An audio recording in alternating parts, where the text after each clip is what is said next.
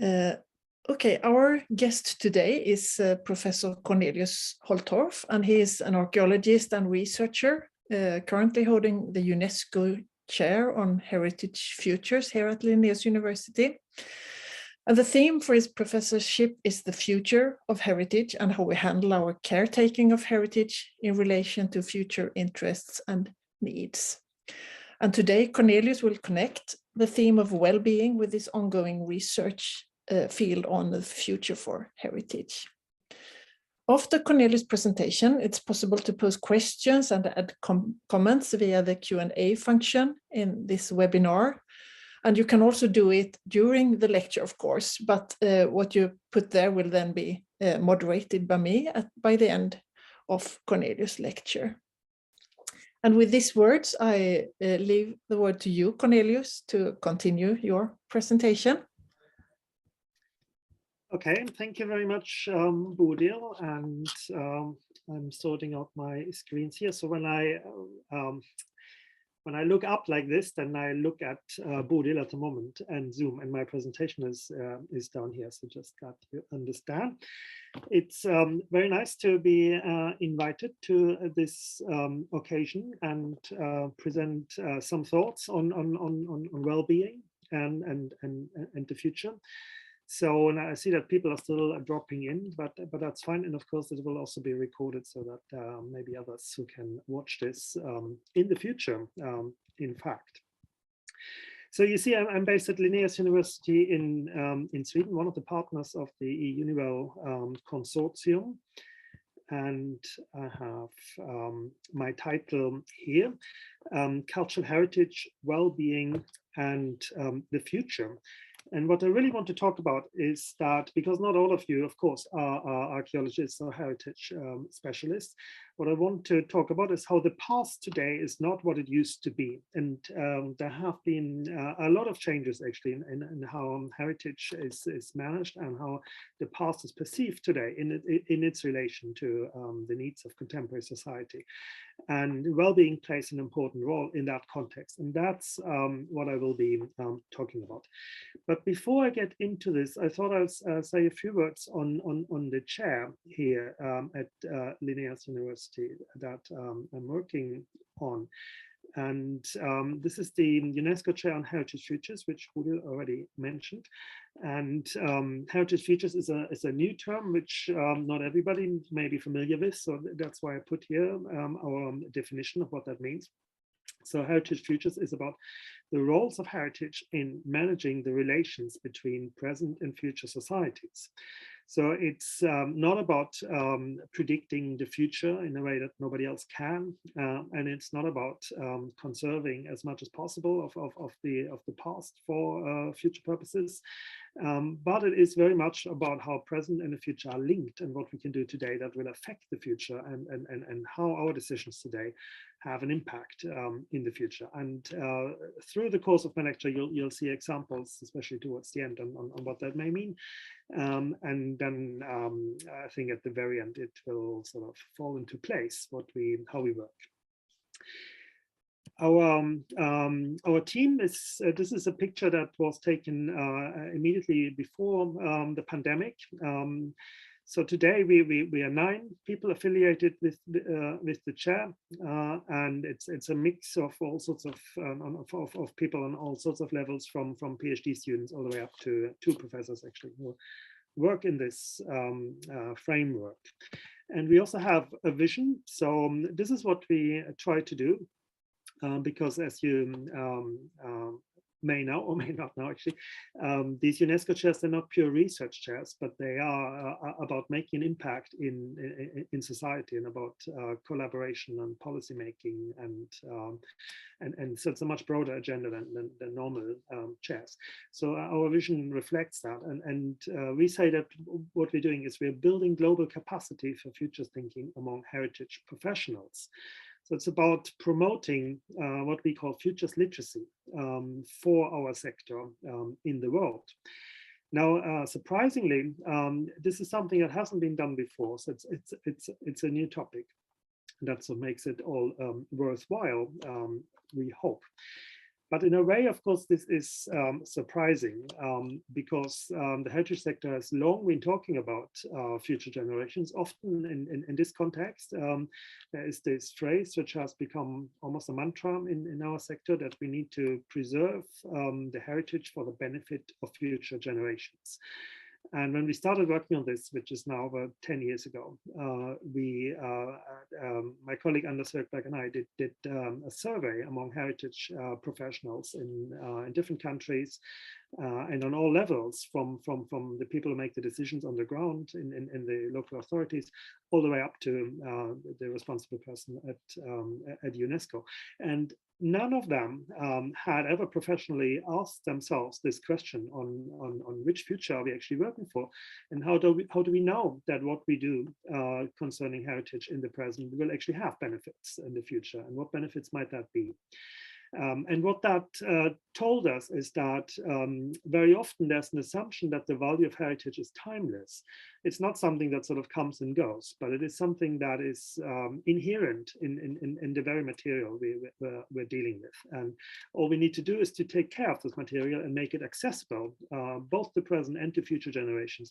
And that will generate the benefits almost automatically. Now, these are ideas that abound on all levels in the sector, and we come across them all the time. And that's exactly what we want to change, really, to put more effort into answering these questions: which futures do we have in mind, and what sort of benefits do we think the heritage will have? And then, of course, how can we maximize these benefits and minimize any worries and concerns and risks that may be also there, may also be a consequence of the heritage in the future. Right, and what I want to do today to show you that heritage is not at all timeless, but it is something that goes through changes, and that is and both the very notion of heritage, but also where its value for society lies, has changed rather dramatically over the past 200 years or so, since when this notion of heritage was created. So when I'm arguing that the idea of cultural heritage follows the flows of history and cultural change, and is nothing that is timeless. And that, of course, means that it is also something that will change in the future. And we shouldn't take for granted that the way we see heritage today and how we define its benefits and uses, that they remain the same. And that's, of course, where well-being comes into the picture also later on. But before we get to that, let me just run very briefly through the various, I argue here that it's three main complementary stages in the history of heritage that we can distinguish. There may be more if you look at it in a sort of more detailed scale, but I think these are three different ways of in which heritage has been conceived, and a different relation to society was established and practiced. And as it says here, that these are complementary stages, so they're not mutually exclusive. And there's all of these three stages are still existent today, and there's an overlap between them, obviously, as well. But nevertheless, they do represent three different ways of seeing heritage. And so I'll first be talking a bit on romantic nationalism, which is where heritage originated from, and then on something that I call tourism, because that's a good shorthand for the second stage. And then the most recent stage, which is ongoing and probably developing a lot more over coming years, is the one associated with sustainable development. And that's where well-being plays a big role. So let me start with here a few words on romantic nationalism. This is, of course, something that many of you will be familiar with also from other contexts, a period about 200 years ago, that shaped a lot of the characteristics of the modern nation states, and that included heritage, because heritage is one of the formative aspects of the nation state, and that is reflected in, for example, in the national legislation that protects heritage relatively strongly. If you look at what it is really, the remains of people who lived in the same area maybe thousands of years ago, definitely hundreds of years ago. It's also the time when sometimes as a result of legislation, when major heritage institutions were established, like national museums, for example. And it's linked to the universities, and which are part of the educational ambitions of the modern nation state. And so this connection between learning about the past and education about the past is also formative for the nation. And that's, of course, where heritage and history generally come into the picture here as well. Now, if you're asking what does that mean for heritage practice, then this is the approach that basically focuses on preserving monuments. And saying monuments, then this means the tangible fabric of monuments. So the physical remains of the past, they become protected as the national heritage. That is what is being displayed in museums, and that's what also education about the especially the distant past focuses on a great deal.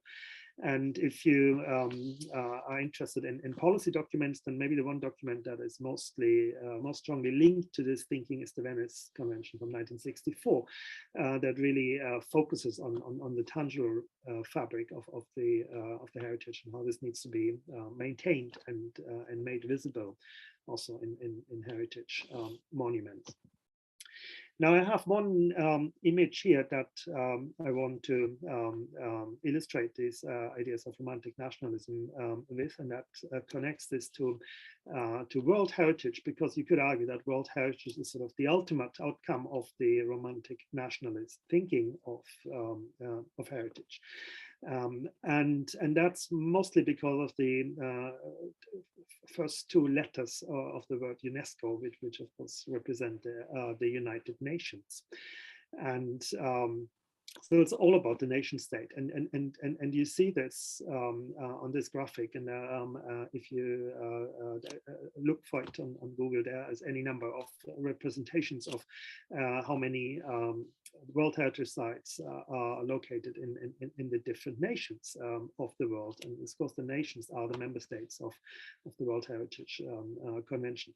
And you see, for example, on this, which is the most recent statistics from August last year, that Italy leads this league of sites with 58, ahead of China with 56, and so on. And all of this implies that the notion of the nation is entirely unproblematic. This is just the way the world is, and heritage just is naturally associated with the idea of the nation. So there's this idea of the nation as something timeless. And of course, we see this not only in the context of heritage, but recently we've all may have been watching the Olympic Games on television, and that's more or less the same. It's not primarily about sports anymore, but it's very much about how many medals each nation gets, and who boycotts whom, and all of these things. So that's another example for similar sort of thinking, where this is seen as completely natural. There's no other way of doing sports events globally, and maybe there's no other way of managing a global heritage. Even though, of course, this is very doubtful, and in fact, there are already other ways as well. But I think you get the message. This is a certain context within which heritage has a given role in society, and it started about 200 years ago, and it's still very much part of our world today.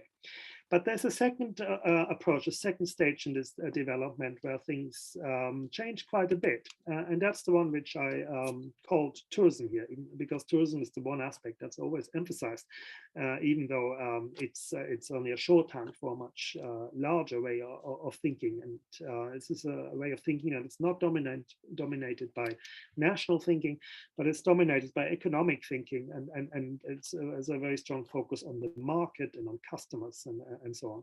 So dominant terms here are consumption of heritage, and I put the euro sign here because it's also very much about money. And in this thinking, the outcome of heritage and cultural tourism more generally is very much measured in financially, in monetary values, and all these statistics that I think a lot of us have seen, where we need to sort of specify how much money is this particular project going to make for the region, or for a particular place or a particular institution, or how many jobs will be created through this particular project.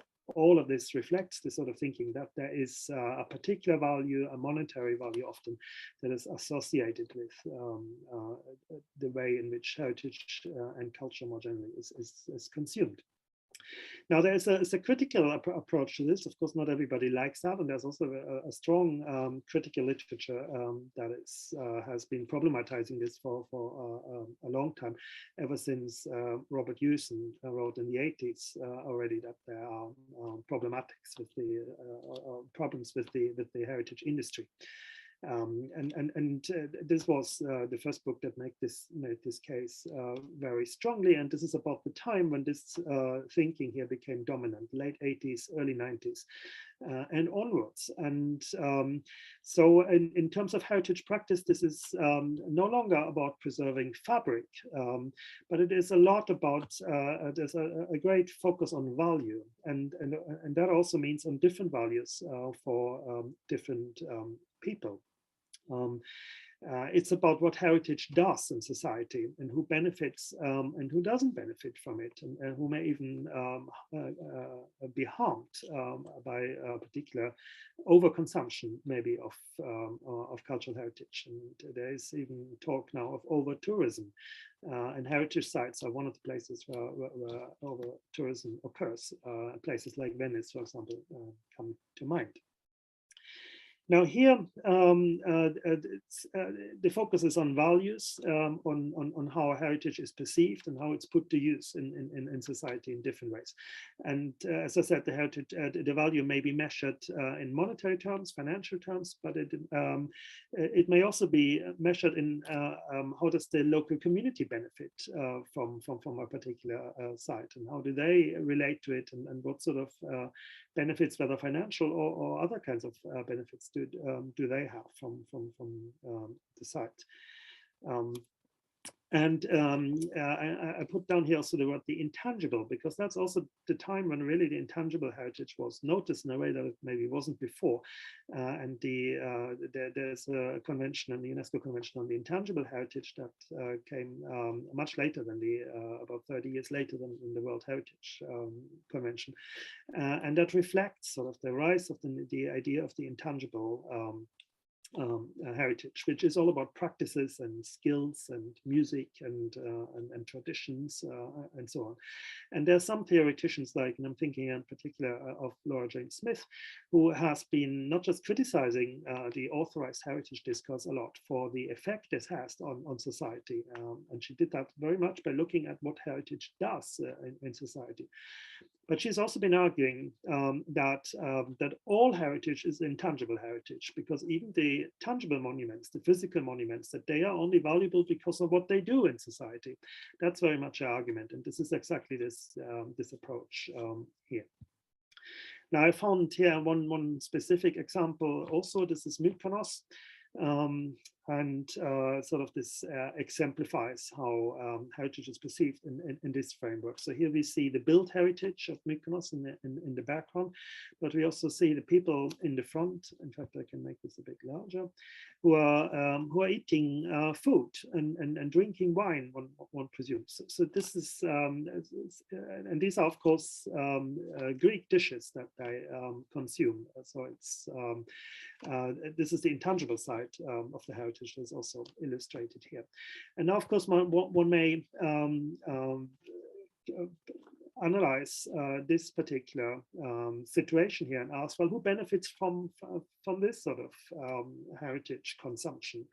And you see the big cruise ship in the background. So often, maybe all these people come from this cruise ship. It's certainly conceivable. There are places where it works like this. And that means that it's the big multinational cruise ship companies that probably make the biggest profit out of this, monetary profit. Some money will go to the local community and the restaurant owners and so on, but probably not as much as one would hope, and certainly as they would hope. But we could also ask how do the tourists benefit, because they also benefit a lot, of course, otherwise they wouldn't pay for that. And there's lots to be said on tourism and tourist perceptions of different cultures. And if it's Tuesday, it must be Greece, those sort of things, and what they actually learn from heritage. And these are certainly also things that could be improved in some cases.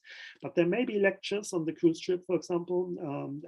There may be guided tours on Mykonos in this case, where people do learn something which is certainly valuable.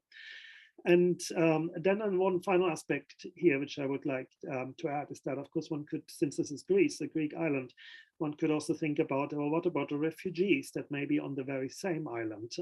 And that it's not just that they're in a very difficult situation in many ways, that from given what they have escaped from, but it's also that they bring along a different kind of heritage, and which is not represented in this tourism, and also they would not feel themselves at home in this place, and would feel that they sort of are not part of the discourse that this particular form of tourism establishes on islands like Mykonos, but also in other places. So this is a second way in which heritage is put to use in society, and that, as I said, has been well established since the 1990s. And it's still very much with us. And it's all about a whole variety of heritage values. And some are very positive, and others are also quite problematic, and money rules in many cases. And well, you see this everywhere, even today. Right, but then there is a third one, and that's the approach I want to focus mostly on today and for the rest of this lecture. And that's the one which I've called sustainable development. And of course, you know where this term comes from. Now, this represents a completely different way of thinking, and this is about people-centered approaches. Now, that's a term that is everywhere at the moment in the heritage sector. And it's not just a phrase that people use. It does reflect a different kind of management and different kinds of priorities. And I put down here a reference again to a policy document, which is the Faro Convention, which is a European convention, which is maybe fitting in the context of the EU-Univel collaboration. And the Faro Convention was the first convention of its kind in the world, actually, that focused on the value of cultural heritage for society. So it's not about the conservation of monuments anymore, but it's about what heritage does in society, what sort of values it brings to society, and that reflects the change that I talked about previously, and that is being taken here into even more extremely into a new direction, because this is no longer monuments or heritage focus in terms of what you're looking at, the object of your interest, or the symbol of the nation, but now the people are actually at the center. So value is no longer seen in terms of how the heritage is being perceived in different ways and put to use in different ways as before, but now the focus is entirely on the people. So it almost doesn't matter what they're looking at. What matters is what the people get out of it, irrespective of what really happens, and whether, for example, the heritage is authentic or not. That's much less a concern in this framework. It's more about perceptions and uses. And this is a contrast with the older thinking, especially the Venice Convention thinking, which was all about the preservation of cultural property, and also I put down here a note to a reference to the Hague Convention from 1954, which is very much current today because of the ongoing war in Ukraine, where a lot of organizations have emphasized that we need to preserve the Ukrainian cultural property. And that's very much the thinking associated with national romanticism and in this case, the Ukrainian nation state, and where the focus is on the objects and the museums or the sites and indeed the World Heritage sites that they have in Ukraine. And that's quite different from this thinking here, which is about what benefits do these sites bring to people. That's not something that you hear a lot about in the media at the moment.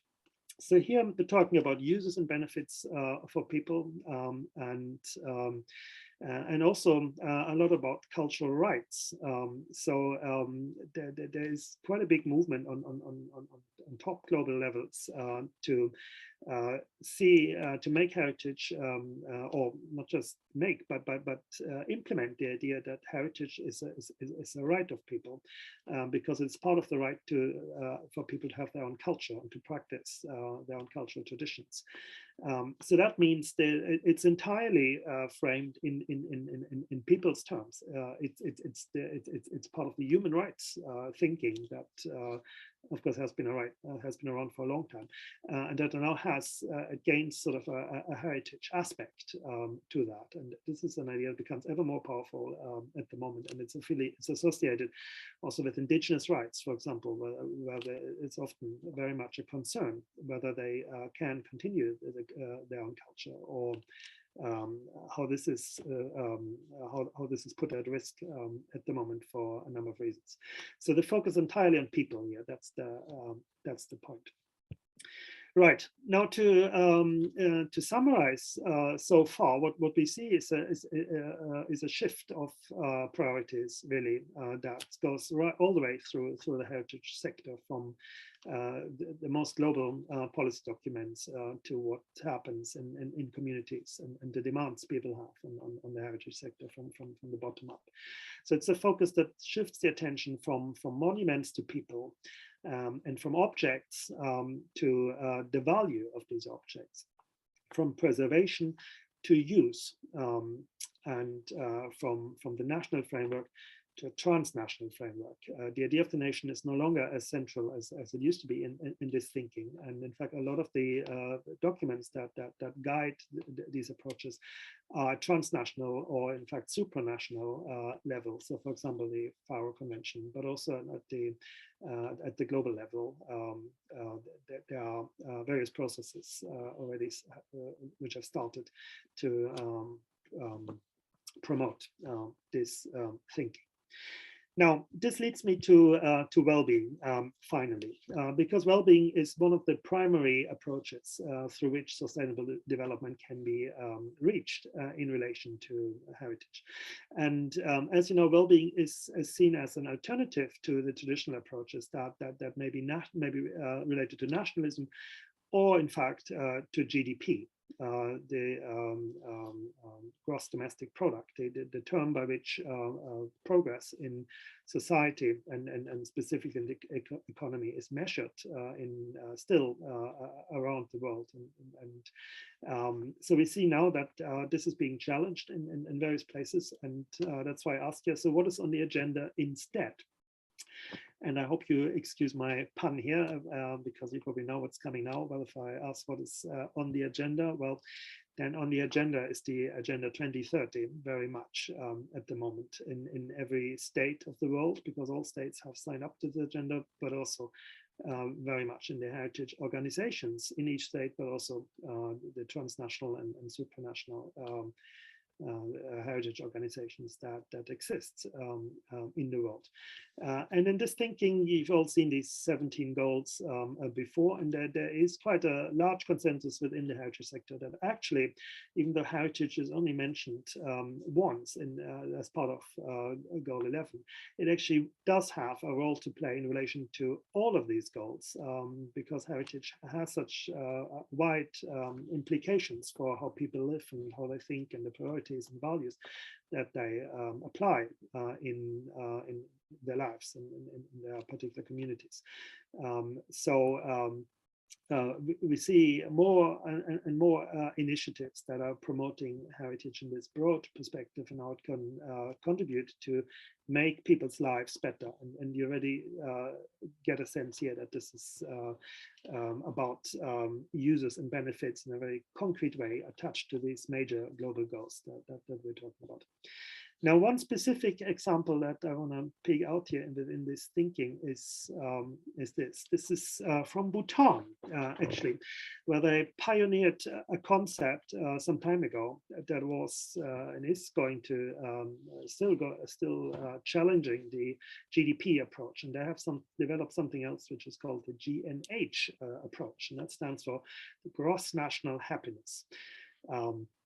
So the idea here is that one no longer measures what is financially beneficial, because what does money actually mean? And more people think, well, maybe that's not what we actually need. So the GNH index here wants to measure what actually matters, which is not money. So what is it?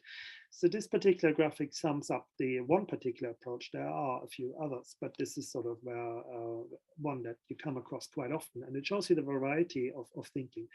And if you just run through this quite quickly, just the headlines, you get a sense of what this is all about. So at the very top there is this reference to psychological well-being. So it's very much about how people feel, life satisfaction, etc. It's also connected to health. In different ways, of physical aspects, and of course mental health. That is several more attention for that in current society. And all these things, of course, do have a relation to heritage. There's a benefit that heritage can make, and that is already to some extent established today. I'll show you some examples in a moment. It's about time use. So how people actually use their lifetime, and whether this is something, whether they fill it with things they want to do, or what they have to do for work, for example, but also biologically, sleep it mentions here. It's about education, all the different aspects. We're well familiar with that. It's about cultural diversity and resilience. And again, you can immediately see the connection to heritage issues. So what do you identify yourself with? What languages do you speak? Are you feeling included in society? It's about good governance. So it's no longer about governments sort of protecting the heritage in their nation state, but this is about policymaking. It's about governance and fundamental rights that they ensure, the services they provide for communities, a democratic participation, and so on. It's a different way of looking at the state, and a different way than just question of who has the power. It's about community vitality. Community archaeology is a big thing as well.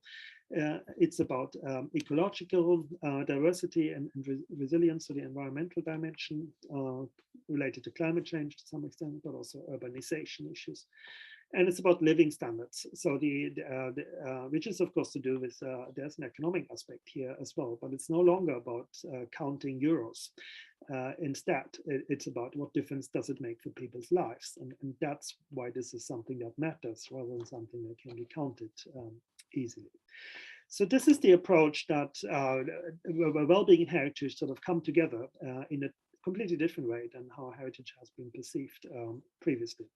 And what I want to do now is run you through some examples where this becomes even more clear how heritage plays a very specific role in relation to happiness and well-being of people. Now, a lot of these early studies, this is already 10 years ago here, for example, many of them come from the UK because it's one of these ideas that was pioneered there for the last 10 or 15 years. And one of the reports that I am citing here is called Heritage in Health. I've got that in here as well. And I thought it's quite revealing to read the first few sentences here from the foreword. So this is this is meant as a guide to using museum collections in hospitals and other healthcare settings, which has been done frequently, not just in the UK. There are quite a few projects where this has been tested. Now here it says this: quality engagement with museum collections enhances well-being. An increase in personal well-being is never the main objective for a museum professional, but working with objects and with diverse participants who bring with them a breadth of experience is intensely rewarding. If this occurs for museum professionals, what are the benefits for participants? So it's quite interesting how this is directed at the people in museums, so working within the heritage sector. But the report also, of course, exemplifies how the participants or patients have very concrete, measurable benefits, health benefits from these sort of projects where museum collections are put to use in hospitals, and patients get to handle them and reflect about them. And sometimes this can also be outdoors, and they may have a physical dimension or rehabilitation dimension as well. So this is one example for an early kind of work that is out there. And then here's another example. It's also from the UK. This is a study which is more recent, from 2018, called Wellbeing and the Historic Environment. And if we look at this graphic, I think it's quite interesting in which terms here the historic environment is discussed. So you see that the historic environment is seen in terms of the process with which it is, or the processes with which it is associated. So rather than focusing on what you are protecting or what you're caring for in the landscape, this is about how you do that. And you see in the first point on the far left that it's the social engagement that is important, the way it promotes self-esteem through the work you do. The way it gives meaning to people's lives and an appreciation of being useful and needed in a social context. This can have enormous benefits for people in all sorts of different circumstances. It's about the benefits from visiting sites as participants, not just knowledge, but also other positive feelings and the group activities that may go on at the same time, how you relate to other visitors. It's about sharing things, the creativity that is involved, sometimes memories that may be part of it, the interaction generally that goes on in groups in the historic environment. It may sometimes be connected to healing and therapy, along the lines that I mentioned before. Self-expression, self-esteem are obviously key aspects of that. Places may be important in terms of belonging. So identity is not a new idea, but it's being approached in a different way here. It's about a connection to the land, which promotes resilience, which makes your life more meaningful and gives you a secure place in society. And it's about experiencing the physical activity in the fresh air. I think we've all seen how this works during the pandemic, when we enjoyed our lunch walks or weekend trips in a different way than maybe we did before. So you see that heritage has a lot to offer here to all these dimensions, but the terms in which this is being framed are completely different from what people focused on before. There's no talk here about the nation, for example, even though identity is still mentioned, that there may be some aspects to that, but it's not the dominant one. And it's not about monetary values of anything, really. This is very much in what goes on from a people-centered perspective in relation to the visitors, to the people who are engaging themselves with the heritage or the historic environment in this case. Right. Now then there's here, there's of course a second country, which is not Bhutan, which is well known for promoting a different approach to politics, getting away from GDP and focusing on well-being instead. And this is New Zealand. And if you look at all of their public administration is now framed in terms of well-being, and that also applies to the Ministry for Culture and Heritage. And what you see here is a quote from their homepage of this ministry, which I copied a few days ago.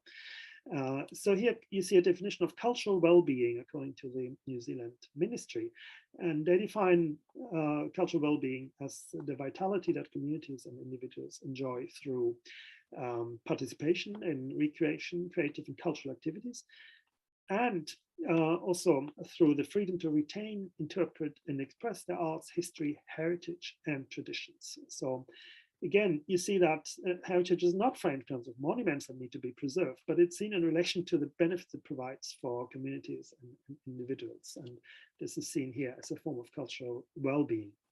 So completely different way of thinking about heritage.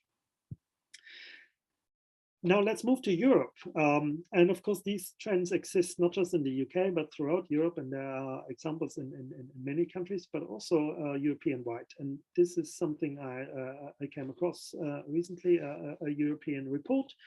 One of the projects that they funded over recent years, in this case, the European Regional Development Fund was involved.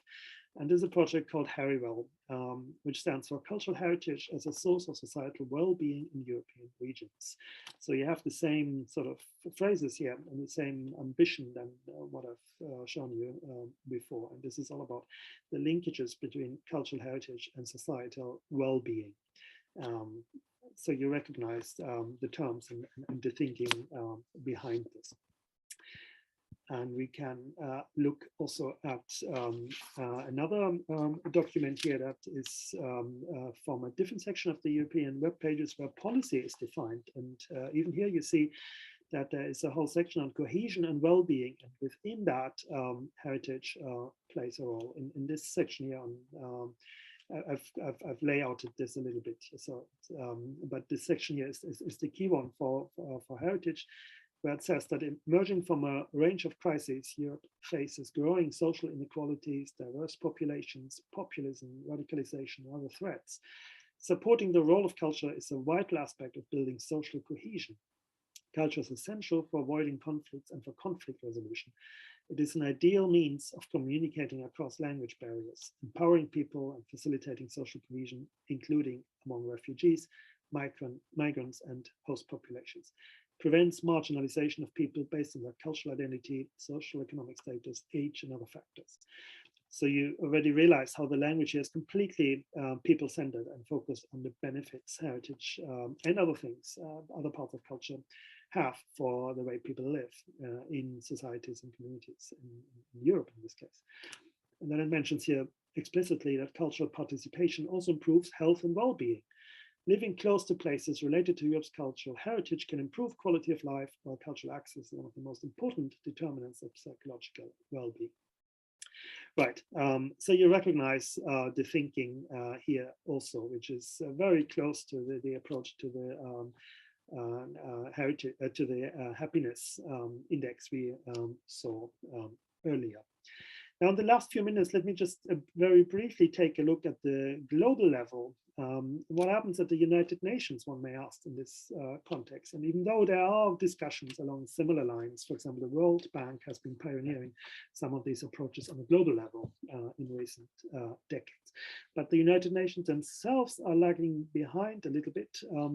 There is this report which came last September from the Secretary General of the United Nations called Our Common Agenda, where he outlined an agenda for the future. And among the challenges mentioned there are these two, that there's a need, he argued, to re-embrace global solidarity and find new ways to work together in the world. But there's also a need to renew the social contract between governments and their people and within societies. And I think we can think of examples where this becomes manifest, and the idea that we need to work on democracy if we want to have it is commonplace today, and this is being addressed here. So this is from Antonio Guterres' document, the one I just cited. Now, what is said about this is that culture and heritage are not discussed in relation to these notions, even though quite clearly it would have a contribution to make. And we hope that in the future this will be recognized, and there will be an explicit role also for culture and heritage in this work. And there are campaigns going at the moment that are trying to promote the recognition of culture in this sense. Right, now as I come to the end, and what I have been exemplifying here today is that cultural heritage is something completely different today than what it used to be. even though there are overlaps with the original or first way in which it was seen and put to use in society. We can see that there's a trend from saving monuments, which was very much the focus originally throughout the 19th century and also into the 20th century, first half of the 20th century. And increasingly, it has been seen in terms of managing values, often monetary values, but also other values, social values, for example. And this is something that has been discussed extensively during the 90s, especially. But in recent years, last 10 or 15 years, the emphasis has been more and more on a people-centered approach and people's well-being and on caring for people, and our heritage can play a role in that. And that's sort of, I would say, this is almost the dominant way in which people in global policymaking think about heritage at the moment. Now, what are the implications for that? And you could see this in two ways. Will this new focus on well-being make cultural heritage more or less important, and in what way? If I was setting an essay question for students, then this would be a good question, because you can argue that it makes it less important, as people are no longer really need to, it's no longer artifact focused in the same extent. It doesn't really matter how old an object is or exactly what the details are. But you could also say it makes the cultural heritage more important because it is connected much more firmly to people's well-being, to their lives, and improves quality of life in a much bigger way than what was ever perceived, recognized before. So here's an image at the end of taken from, you could call this a part of the heritage of heritage. This is an image from David Lowenthal's book, The Past is a Foreign Country, which is sort of behind a lot of the thinking in heritage studies still today. Well, Emmeline, what's new? And the point, of course, was that there are lots of antiquities, ever more antiquities. But today, with this thinking on well-being, you could say what's new is that, well, we actually focus on the people, on the two ladies that are sitting there. How are they feeling in relation to the heritage? And maybe that has changed during the course of their lives, or given the circumstances where they are at the moment. So you could say that this is the new focus in the present. Right, and so that brings me to the end, and I said I would return to this idea of heritage futures, and the importance of the focus on the future is connected to this idea of well-being, because if heritage is sort of bound to its time and has specific, it goes through specific stages and has different uses in different historic periods. And if we focus now increasingly on the uses it has for people, the benefits it brings to people, then then it makes it worthwhile to ask, well, what's the future going to bring? And for example, in 20 or 30 years, how can we best provide benefits to future generations, contribute to their well-being, their needs and their benefits, recognizing that they will not be the same as today, and how do we relate heritage to their needs? What can we know about their needs? Because we can't know everything, obviously. We can know certain things, but not a great deal we cannot know. So this is where the future comes in, where anticipation and foresight come in, and that's why it matters to build futures thinking in the heritage sector and establish, hopefully, some more futures literacy. So, and on that note, I want to say thank you for your attention. And if you are curious to hear more about what you're doing, then there's our webpage where you can go in and learn more. So thank you very much.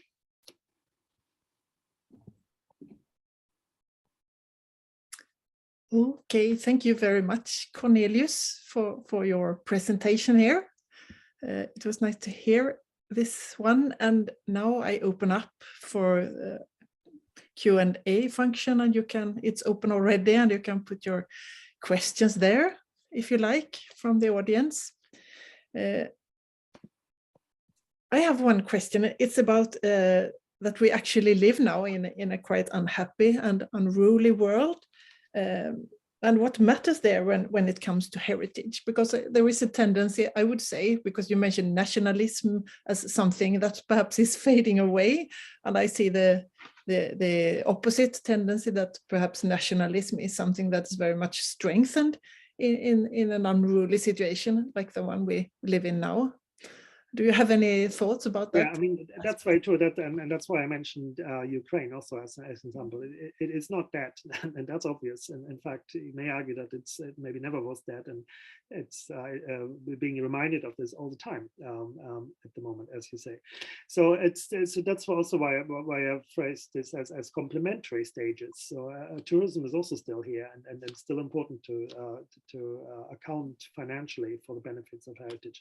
But other things have sort of have complemented these approaches, and where they sort of where new things, where innovation happens at the moment, and where new policies are being created, that's no longer about financial benefits, and it's no longer about promoting the nation state. I think that's quite clear, even though a lot of approaches still are framed within this context. And I think as and when the international organizations will start rebuilding Ukraine, then also the focus will be automatically on concrete benefits and well-being of the people who will inhabit that area. So I think that's inevitably going to come as well, which doesn't completely contradict the national approach, but it sort of adds to it and a different dimension.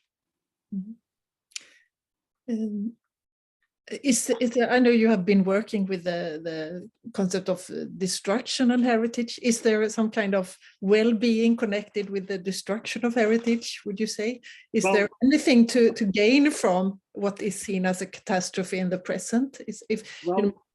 Past, present, future, I think there. That's a good question, because that's exactly the way why I have focused on destruction a lot, and as you know, I argued a few times that there are at least as many benefits one can gain from destroyed heritage than from still existing heritage. So it's not at all clear. If you look at benefits for people, it's not at all clear that sort of conservation is the way to go. For example, primary examples are the Berlin Wall, which one of them, which is much more present in people's minds, and in fact, it's also as a distributed monument. There are lots of, for example, in Hamburg is a part of the Berlin Wall, and many places, I think in New York, is also part of the Berlin Wall. It's as a monument and also a reminder of a particular phase in history. It's much more powerful now that it is no longer existent in Berlin than it did before. You can also cite the Bamiyan Buddhas that were in fact only put on the World Heritage list after they had been destroyed, not before. Or the World Trade Center in New York has more visitors today than it ever had before, even though it no longer exists. So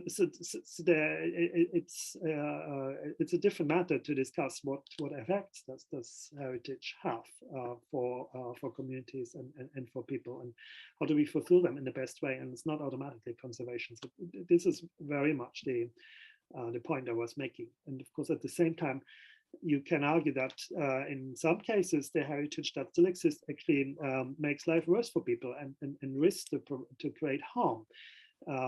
For example, if you think about Islamic State or the Taliban, I mean, they are also focusing very much on their heritage. Now that's, it may be physical, but very often it's intangible in those cases, because it's particular traditions, and it's connected to religion and certain values and so on. And there maybe we don't want to promote the conservation of that heritage in order to benefit even themselves, but we may focus on different values and think that this would be much better for the world, connected to human rights and so on. Mm-hmm.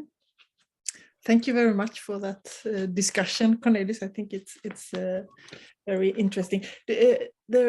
What I can see, there is one more question. There is one question in the chat here. Thank you, from Erik Falk. Thank you for a very interesting lecture. I wonder, could you give an example of how the values of this well-being approach to cultural heritage have been measured and evaluated in terms of its impact on various groups? Yes, what not sure if that's exactly what you want to know, but I know one of the something I've looked into in recent weeks actually is is the question of trust in society, which is one of the key dimensions that many global policy documents at the moment emphasize. Both it's part of the our common agenda approach, but it's also something that the OECD, for example, has emphasized for some time, because we see that there's a lack of trust in the world on international level. I mean, it's not just Russia and Ukraine, but it's also the US and China. And it's Europe and China and also and all sorts of other places where people are distinctively suspicious of people from other nations, and also within societies there are all sorts of groups that have different values and different ways of living, and there's a lack of trust between people, which supports crime and all sorts of conflicts that don't make our life better, but probably worse. So the question is to what extent heritage could make a difference to that, and there are established ways in which you can measure the trust that heritage generates, for example, by creating a sense of a community which you all belong to, rather than communities that are separated by different heritages. So like, this is my heritage and my community, and you come from a different group and you have your own heritage and your community. That doesn't generate trust. But if you find commonalities, things that you share, that you're sort of part of a bigger group together, then it's much easier to see, well, we're part of the same group, we share so many things, we should trust each other. I think that's what you'll find in your personal lives. The better you get to know somebody because you share certain interests, the more you trust them. And it's the same in bigger groups. And that sort of trust, since you're asking about measuring, that can be measured. You can ask people, the OECD has done a whole big report on measuring trust. You ask them, about situations. How would you act if you meet a person like this? Would you trust them with certain things? Or how would you perceive them? These are things that there's social science research that measures that. So you could have a heritage approach, and then before and after measure the level of trust and see if it has made any impact on this. Not sure, Eric, if this is what you asked, but maybe some of it. Thank you very much, Cornelius. You mentioned lastly in your presentation about the UN and our common agenda, about re-embracing global solidarity and renewing the social contract. And perhaps that was written in the age of the pandemic. And then we now enter a stage of war in the world, and perhaps regionally right now, but it's also affecting a huge part of the world as it is right now. And where is the role of heritage here? Because heritage and well-being makes, in my eyes at least, heritage partly decorative, partly nice, partly something that is healing us. And then we know also that heritage is very loaded with identities and conflicts, inherent conflicts and so on. So what do you see for the future here? Is it just wishful thinking from the UN that we can really re-embrace and renew, or is it possible to do this with the aid of heritage, cultural heritage? There certainly are cases where this is working, but you're right that it's not always working, which must mean that we just need to try harder, because we can't give up to work for peace and solidarity between people. And yes, this was written during the pandemic, which I think is sort of, although it's not dependent on it, but it's maybe obvious that this is what they had in mind when they wrote it. But even today, with the war ongoing in Ukraine, I think you can definitely see there's a lack of solidarity on both sides, on various sides, all kinds of sides in this sense. And that some people in Russia even perceived some sort of suspicion about the direction the Ukraine was taking, that they didn't trust them to sort of have the best in mind for everybody, really, and not to be a threat for Russians, for example.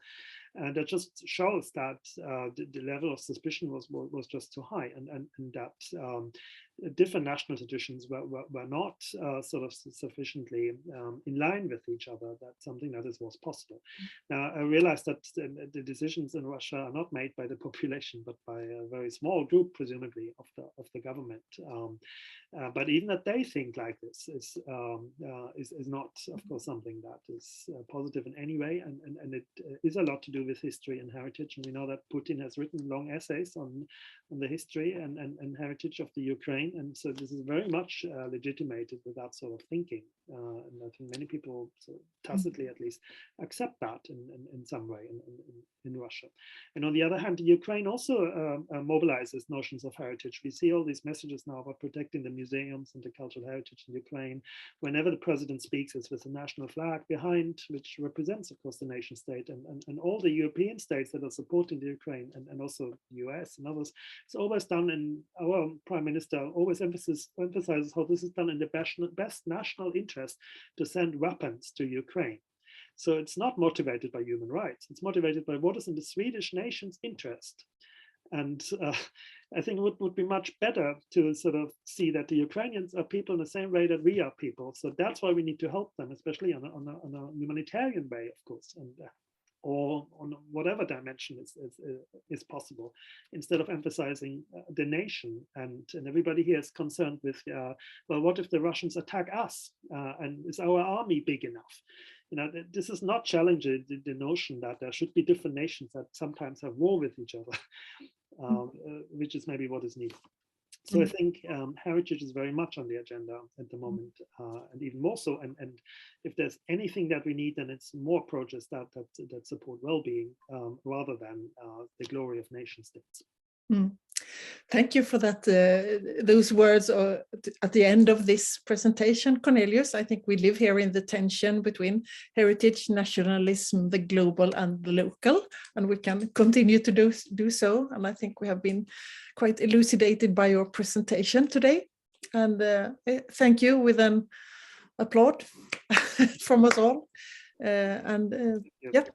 Thanks and goodbye, and thanks to the audience too who has attended this presentation. Goodbye, everyone.